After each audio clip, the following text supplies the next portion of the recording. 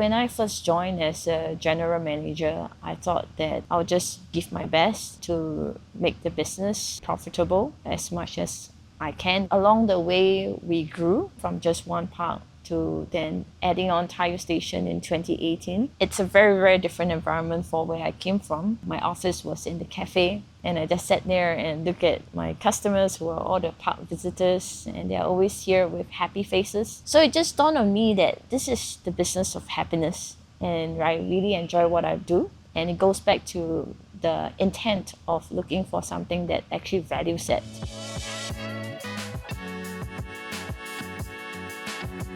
Welcome to the Building Series podcast, a show where we speak to founders and business leaders to learn about their motivations and challenges in building and scaling their businesses.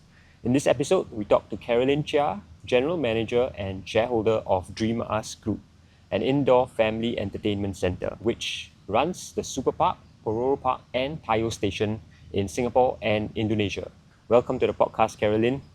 So we're recording this special episode at the Pororo Park in Marina Square. The penguin you see in the background, that's the star of the show, and this is the first indoor park where DreamUs, the business, started 10 years ago. So Carolyn, while you were taking me for a tour at the indoor park earlier, I can't help but wonder where were these kinds of parks when I was a kid? Most of them were outdoors back then, but these days we have so many more options, not just for the young, but also the young at heart. So within our portfolio, we also have SuperPark Singapore. That is not just for children, but also for adults and teenagers. It's just next door at Suntec City Mall. Maybe we should go check out later. Okay, so it's not too late for me. Definitely. Okay, before we dive into this podcast, I want to take a quick moment to thank our sponsor for this episode, OCBC. As Asia's best SME bank, OCBC has been supporting serial entrepreneurs in Singapore and Malaysia since 2019, making it the only SME bank built to back your journey, venture after venture. OCBC serial entrepreneurs giving all your businesses all the support that you need. Okay, so I want to start by discussing the DreamUs business and how you started 10 years ago. What was the inspiration behind starting these indoor theme parks? This place was started 10 years ago by the founder, who is a Korean national, American citizen, and a Singapore PR. One day he was playing with his very young child, and he thought that this is such a great idea that he wants to bring it to Singapore where he then lived. So he made that move, and he brought it into Singapore, and he actually built this place partially by himself as well. Oh wow. Paint the tiles and clean the roofs. His inspiration was really in providing a safe, clean and engaging space that kids do not just play, but they play and learn at the same time. That's a really great inspiration. I think I'll bring my kids here one day. You should. For sure. Okay, so there's so many theme parks today. I'm just wondering, how does DreamUs differentiate itself and its parks from the rest of your competitors? DreamUs basically operates based on a house of brands model. We have different brands in our portfolio, and what differentiates ourselves is that we leverage on IPs.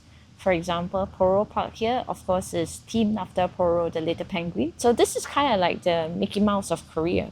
And Taiyo Station, the other playground that we have in downtown East, that's themed after Taiyo, the little bus. It's a bus with a very cute face and features.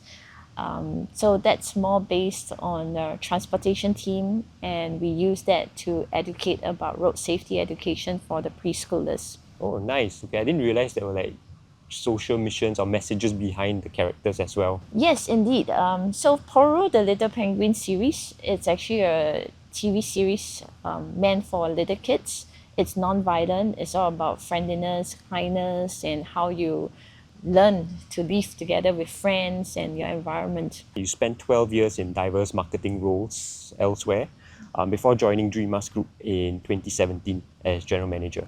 Yes, that's right. So, on paper, that's quite a pivot, right? From marketing to managing a business. So I'm just wondering why you made that move. I would say it's largely got to do with my life stage as well.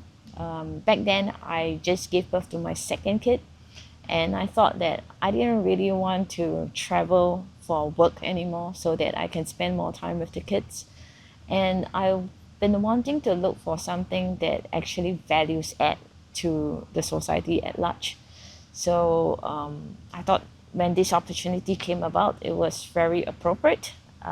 It fits my life stage, and I could use my kids as guinea pigs to just see things from the kids' perspective and they are my consumers, and then learn more about the business and improve along I'm the just way. wondering what was maybe one or two feedback that you perhaps wouldn't have thought about yourself, but your kids told you and then you realize, yeah, this makes sense.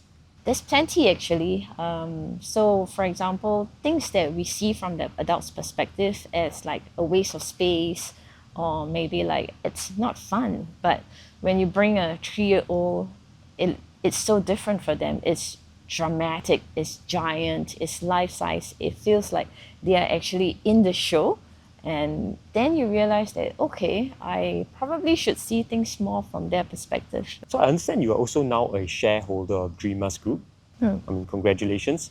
Was this something you thought about before joining DreamUs Group, and what changed the most in terms of how you viewed your role and decisions that you were making? When I first joined as a general manager, I thought that I'll just give my best to make the business profitable as much as I can within my means. Along the way, we grew back then from just one park to then adding on Tire Station in 2018. I get a lot of satisfaction in building this business, even though it's a very, very different environment for where I came from. My office was in the cafe, and I just sat there and look at my customers who are all the park visitors, and they're always here with happy faces.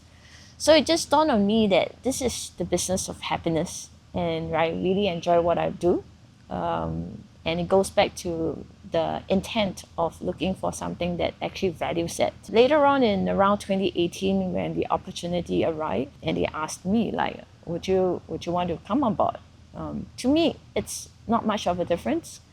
The way I do things remains the same. Okay. Probably the only change is that now I'm in it for the long term. I'm also wondering like how your relationships with the founders, like would it have changed before and after becoming a shareholder?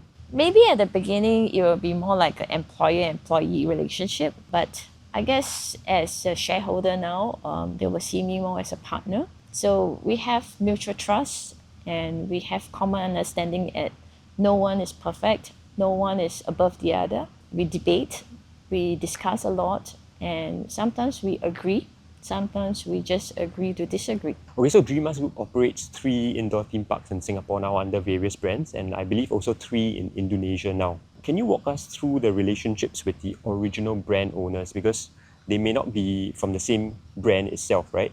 Yeah, that's right. So we have Pororo Park and Tire Station that are both from Korea, and we have SuperPark that is from Finland, the happiest country in the world. Relationship with the brands, I think we really need to show the brands that we can be trusted to take care of the brand that they have painstakingly built over the years. For me, coming from a marketing background, I'm very familiar with how brands should be protected in terms of brand identity, messaging, compliance, and adherence to the guidelines.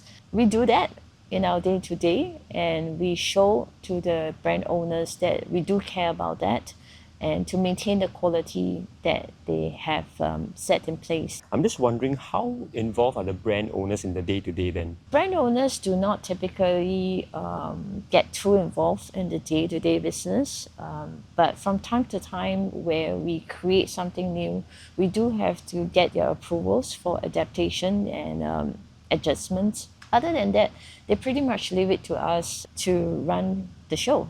I'm just wondering again, like since they're from different brands, is there ever any conflict of interest or any points of disputes where you actually run different brands? Not really. So like I said, DreamUs operates based on a house of brands model. And the reason why we do that is because we believe that a consumer will not be able to live through one brand for a long time.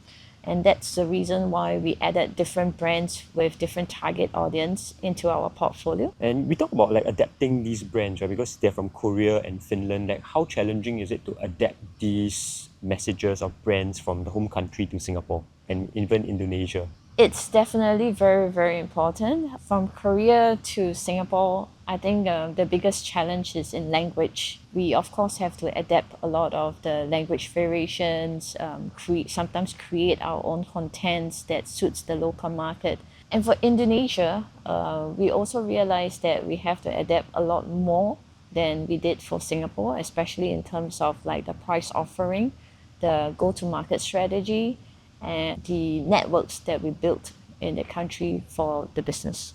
Okay, so you have 3 parks in Singapore and 3 in Indonesia, but Indonesia is a much larger country, right? So I'm wondering, where are your parks in Indonesia, and do you have different strategies for even different places within Indonesia? So right now we started with South Jakarta. We have 2 within the same mall. The other one is in West Jakarta. What we try to do is to at least cater to different parts of Indonesia, because even though Jakarta is one city, people don't really travel around that much because of the traffic conditions. Yeah, so the first thing we do is to just pull them apart, be able to attend to people from different geographical locations. And the last thing on the note for working with brand owners, right? I'm wondering, like, have there ever been disagreements with them as well? And how is that disagreements typically resolved? I think thankfully so far we haven't really have much of a disagreement. There may be questions, and then we would just have healthy debates about what is the best course of action for the market, for the consumers, and we come to a conclusion based on that. Okay, so it's usually like a discussion and then you mutually agree on the direction. Yeah, Okay, that's right. cool. So DreamUs is in Indonesia, obviously, and you say you expanded 2 years ago. Yes. I'm just wondering, like, at what point in the business journey you decided, hey, it's time to expand beyond Singapore, and what kind of metrics did you put into that decision making? There's a few. First of all, it's the population of the market potential. Singapore is a fairly small country with limited population. Our partners in Southeast Asia region, they do have pretty large population. Of course, the spending power is different, and so we do have to assess each market very critically before we enter. It really depends on the market potential of each market. When we think that we reach saturation point and such that opening another similar brand would cannibalize on the existing one, so that's when we will explore overseas. And what are some of the biggest lessons you learned when trying to expand into these other regional places?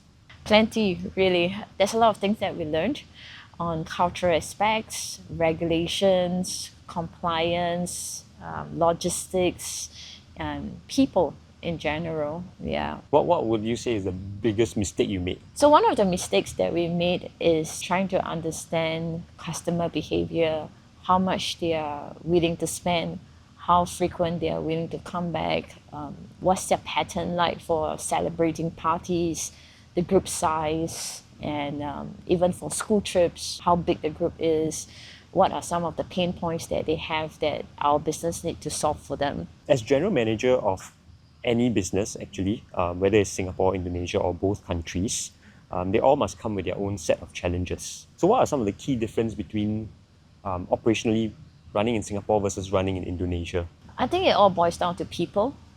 People management, and all starting from as simple as recruitment to training, to getting them to align with the outcome that you want. These are the challenges that presents itself in both countries. And you just have to find like a local solution for it, I guess. Yeah, that's right. And how do you handle the logistics today of seeing and overseas operations? Thankfully for technology, that's a lot easier today than it was before. We have a ticketing system, which is the main system that we rely on. So for Indonesia, we do a 100% cashless system. Everything is transacted through the system, and you'll be able to know like what time somebody comes, how much they spend, and how long they spend at that place. On top of that, we also rely on CCTV, which are all cloud-based, so you can use that to really see what's going on in the park, even though you're not physically there. But to be honest, nothing beats really flying down there and making the connection and engagements yourself, to see things for yourself,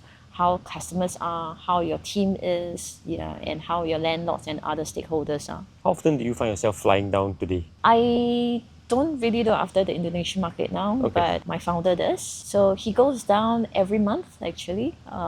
So he spends about a week there every month. Oh, wow. Yeah. Definitely getting on the ground feedback for sure. Yeah, have to. So opening and running indoor theme parks would take significant investments, I would assume. So what are some of the biggest costs involved when you start out a new indoor theme park? And how do you determine whether it will be a worthwhile investment? Indoor playground is a very high capex kind of business. It's extensive capital that we put in. I can just see this train behind us. It's Yes. kind of such an elaborate setup. Yes, we try to replicate it as much as we can to the original from the show. The other big cost that is on a variable, on an ongoing cost, is the rent and the manpower. So before embarking on any project, of course, we will model the business plan and really assess the venue. The venue is really important. The customer profile, the traffic data, and also the spending power. With that, we have to see whether this rent is something that we can manage going on for the next 3 to 5 years. And with the amount of capex that we put in, whether we can break even in our target period of time. So you guys use OCBC as your banking partner. Yes, we do. I'm just wondering, how do they support DreamUs in terms of financing new theme parks and other parts of your maybe variable operations? OCBC was very helpful in financing new projects, of course. And beyond just that, they also provided a lot of support with networking opportunities, especially as we enter a new market and totally foreign, and they help to really pull partners together that would be beneficial to the business. It's good to work with a partner that has maybe overseas presence as well. Definitely. Okay, so the SuperPark, quite nearby this location, and I think Yes. we're going to be visiting that later, recently underwent an upgrade, right? And how do you decide when a park is due for an upgrade? We actually do try to refresh our offerings every now and then just to keep fresh and trendy with the target audience. And for SuperPark, the recent upgrade is also comes at the point of lease renewal. So whenever we have that opportunity to renew our lease with confidence of a longer period of time, we do a major overhaul. I guess it makes sense that you have that certainty of a few years ahead of you as well. Yes, Right. yes. Okay, so how do you stay competitive in an entertainment industry, especially with changing consumer preference? We do have to constantly engage and connect with our target audience and know what they want, find out what's trendy out there in other markets, and see if we can bring something unique to Singapore. So businesses can't afford to stand still. And I'm just wondering, for DreamUs Group, how do you envision the future looking like? We are a house of brands, and we will continuously look for new brands and new concepts to add to our portfolio. We are also constantly looking out for new markets to enter, but the stars have to align for such opportunities. There's nothing concrete at the moment, but when there is, you will be sure to hear through the media. All right, nice. Reading into that, I feel like I should be looking out in the news already. Last question that I have is really, what advice would you give other entrepreneurs looking to scale their businesses across multiple markets? I guess the advice to entrepreneurs would be to be really mindful of the real challenges that will come your way, and to have solutions to that before you embark on it. Karen, thanks for sharing your journey with us today, from taking that leap from marketing into business management and growing DreamUs in Singapore and Indonesia and maybe even other regional territories. We'll look out for that. This has given us really a peek into what it really means to run a business across multiple territories and a beloved brand. So you promised to show us around the SuperPark. Should we head over? Yeah, let's go.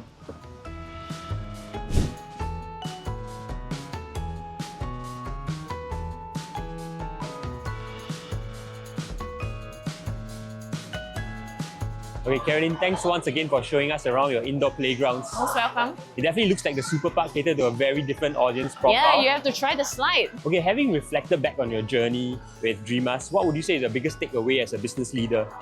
I would say transparency is really important, and we must continuously listen, not just to our audience, the consumers, but also internal stakeholders, be it your staff, your brand owners, and all the other businesses stakeholders. All right, thanks for sharing. And for those of you tuning in, if you're watching on YouTube, Spotify, or Facebook, remember to follow us. Thank you.